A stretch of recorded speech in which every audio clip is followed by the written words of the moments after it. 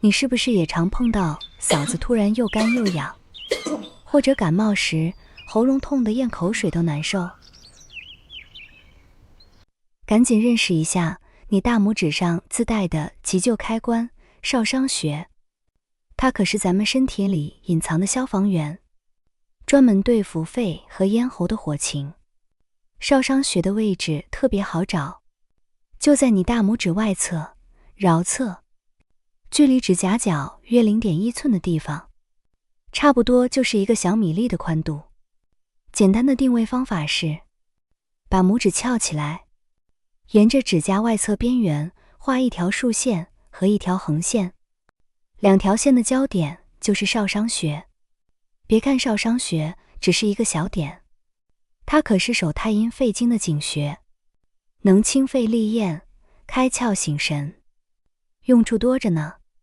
首先是咽喉的救火队员，感觉喉咙干痒、肿痛，像有火在烧时，轻轻掐按少商穴，能帮助清肺热，缓解咽喉不适，好比给喉咙开了个灭火器。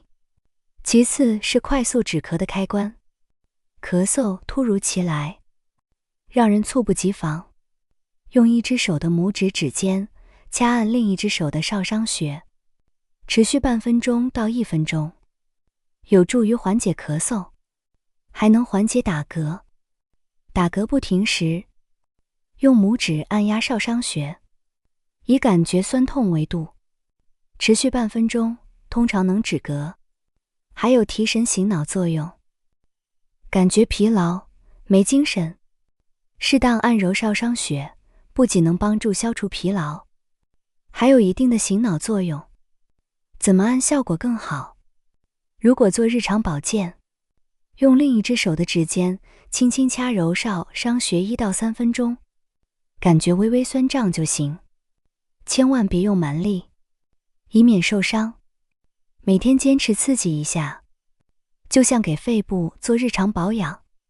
如果应急处理要求效果更强，喉咙剧痛或咳嗽剧烈时，可用指甲尖轻掐少商穴10秒，然后放松，反复几次。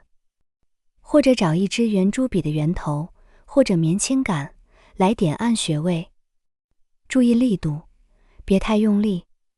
少商穴就像你身体的静音键，咳嗽不停时按一按，让周围人都清静一会儿。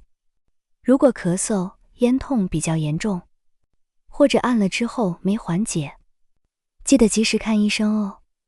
少商穴保健适合日常和轻微情况，下次喉咙再闹脾气，别光皱眉，摸摸你的大拇指。这个小小的急救宝一直在线为你服务。记住了，健康有时候就掌握在我们手中，就在大拇指甲根旁边。希望这个小知识能帮到你。欢迎点赞订阅我的频道。如果还有疑问，欢迎继续交流。